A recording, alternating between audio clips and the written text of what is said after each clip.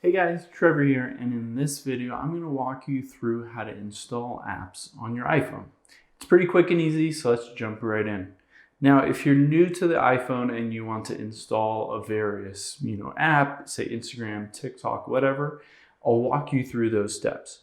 The first thing that we'll do is just open up App Store right here.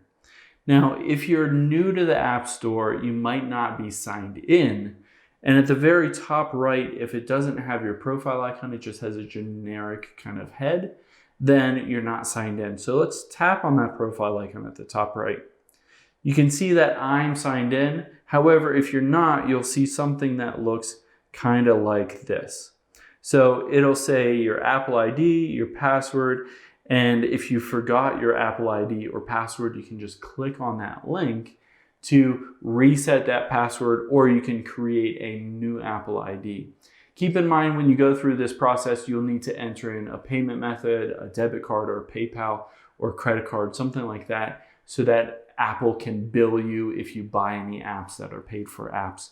And if you forget your password, just go through the steps to reset that password so that you can log in. So now let's go back over here to the App Store. Say I've gone through those steps to log in. What I can do is get out of here, and at the bottom right, I can search for an app. Let's say I just want one of these random apps, say Roblox. If I want to download that, I can just tap Get here or that little cloud icon. Potentially sometimes it'll ask you to re-enter in your password for Apple ID or use the Face ID to verify that. So once that's downloaded and done, it'll switch from that little get or cloud icon to open. And then it's installed on your phone. We can go out of here, and there we can see at the very bottom, you can see Roblox has been downloaded onto my app. So that's the process to install new apps.